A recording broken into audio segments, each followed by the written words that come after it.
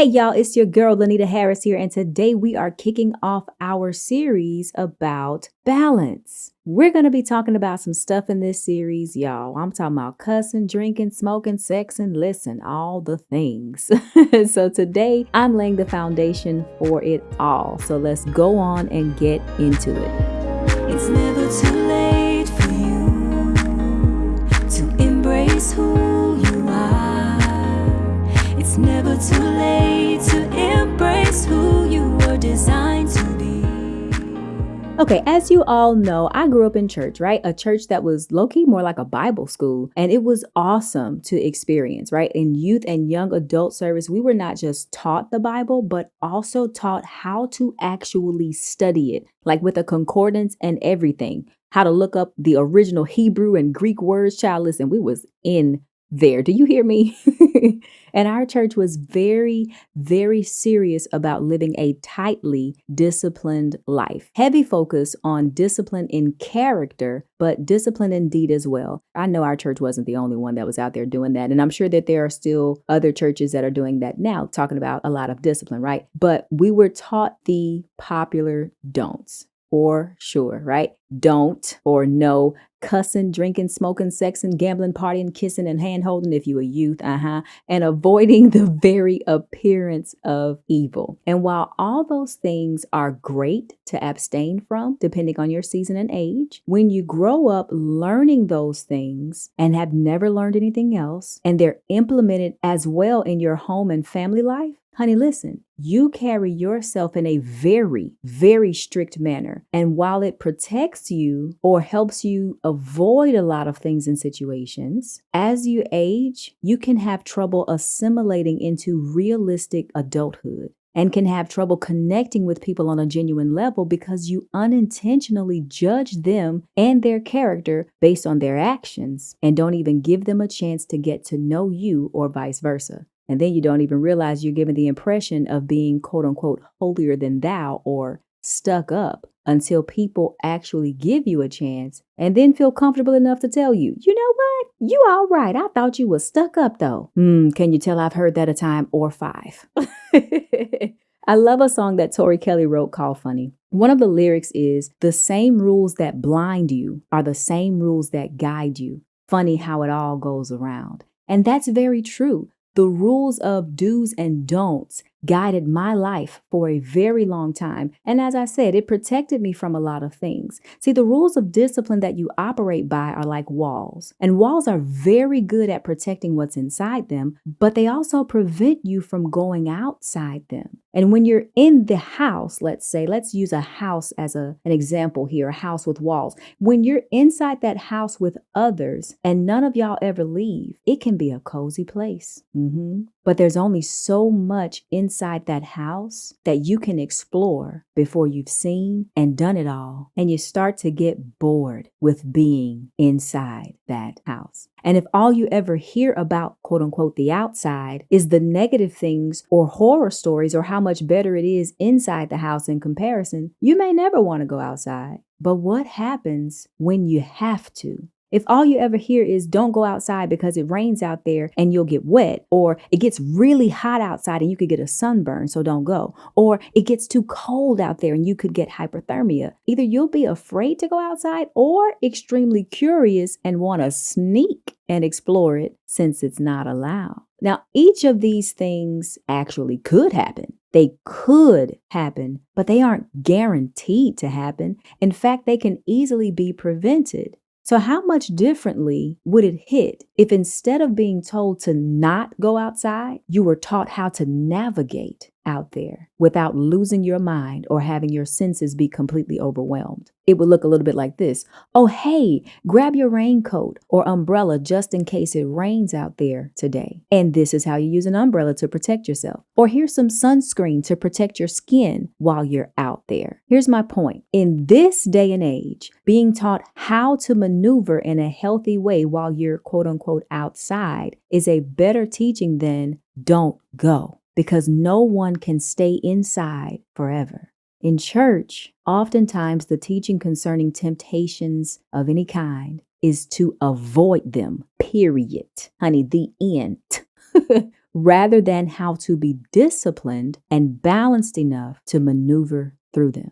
Now, though both methods work, avoiding and maneuvering through, and they're both effective, sometimes not everyone has the privilege of avoiding stuff, especially when they're youth. And honey, when they're youth, they just got to navigate the best way they can because they have very little control over their situations. I used to wonder why or how so many of the other youth I grew up in church with ended up going the paths they went. Now that I'm older, I understand that them babies was just navigating what they couldn't control the best way they could. And some fared better than others. Mostly in the church, there's talk about this spiritual war that you have to fight against the devil and the whole kingdom of darkness, like every day. And baby, the church will have you thinking and believing that you are daily navigating an active war zone and you must be alert at all times because the enemy is yet at hand trying to kill you, okay? The gag is, it's an invisible war. The only thing you see in real life are people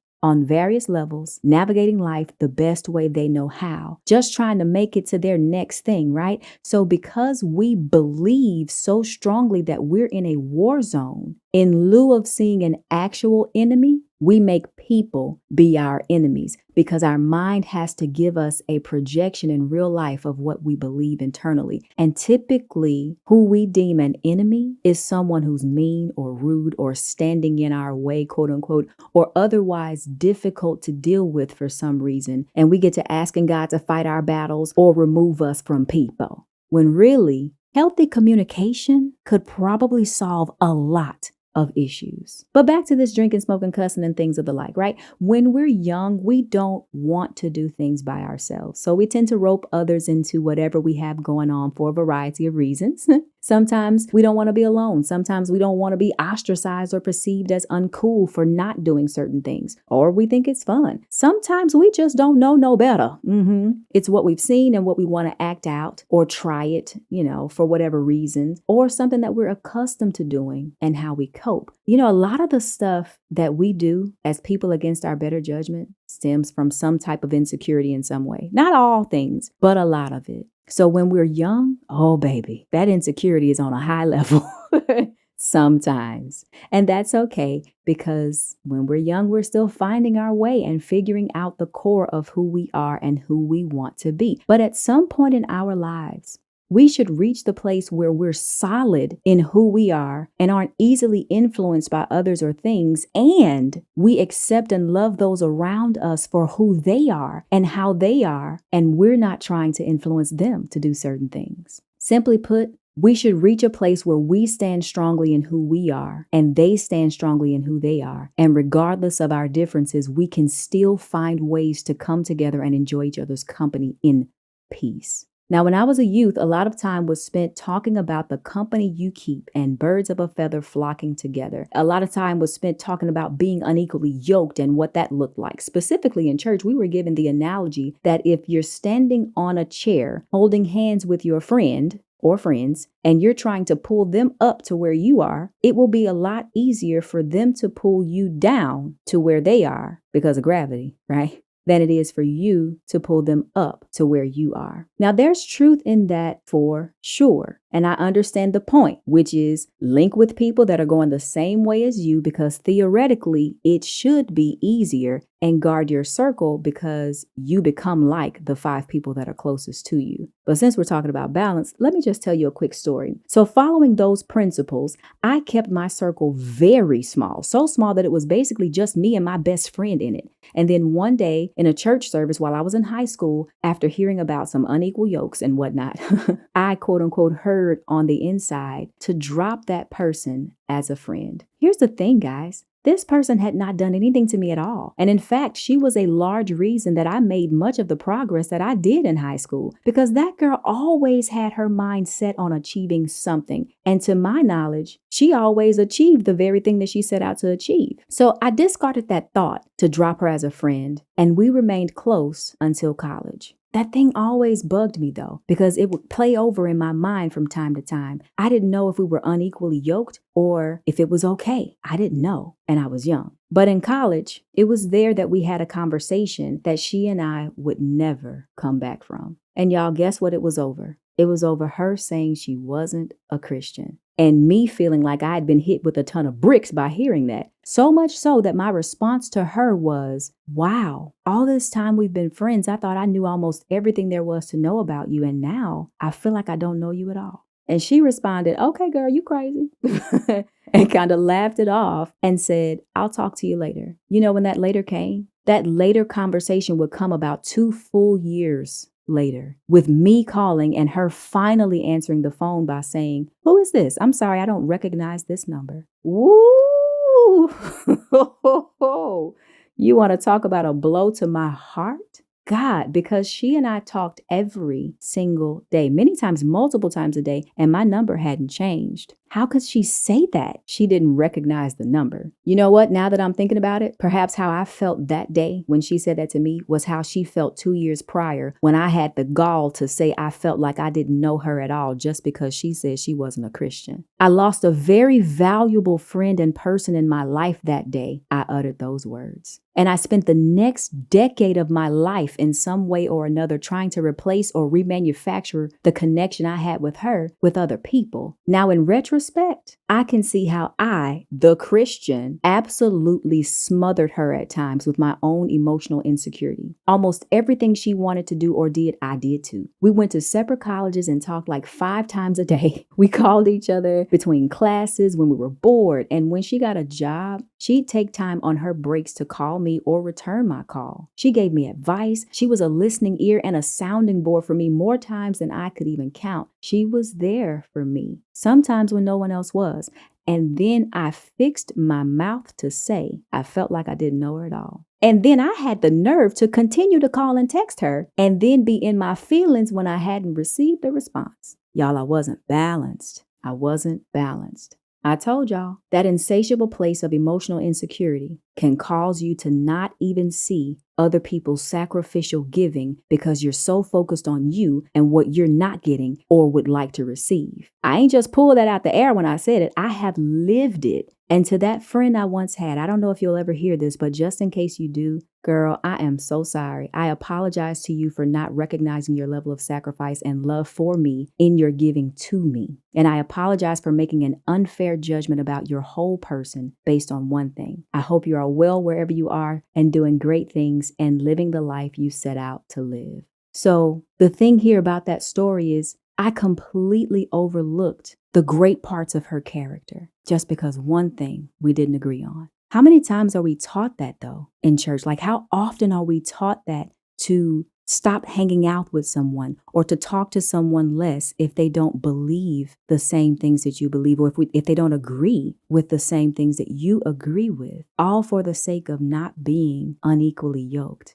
We miss out on a lot of rich friendships and people and diversity.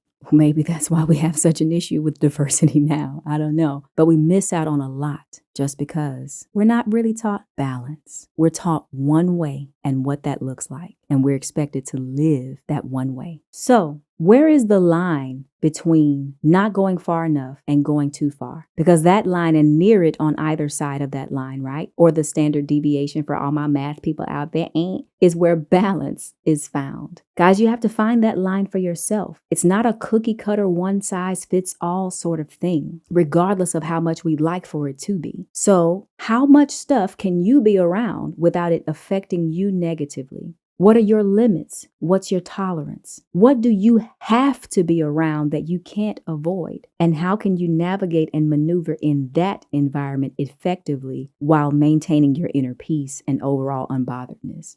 How can you interact with the people in that space in a way that you see them and celebrate them for who they are and not judge them based on who or what they're not? See, we each have our own experiences, conditioning, and thoughts and ideas. And as I mentioned in an episode 2 of this season, Take Me As I Am, no man is an island unto himself. So as we travel through this earthly plane, we will encounter others along the way. Some will want to stay with us forever. Some will enjoy for a while. Some will want to run away from very swiftly. And others will feel each of these ways about us too. The only thing that we can really do is figure out who we are and who we want to be and who we want to be connected to as we navigate our journeys in whatever respective seasons we find ourselves. one thing is true. As you age, you'll find that some things that used to be so important to you will lose some of their importance. Some things you thought you'd never do, you just might. And some things you thought you absolutely would do, you didn't do and no longer want to do. You'll absolutely grow to desire or even crave balance. That's for sure. Can I get an amen out there from the saints that know what I'm talking about? And for those listening that don't know what I'm talking about yet, baby, just you wait. You'll crave that balance. Thanks for tuning in to another episode of Let's Talk About It, the gray area, guys. You don't want to miss next week. We're going to be continuing our series on balance. So I'll see you here, same time, same place. You can start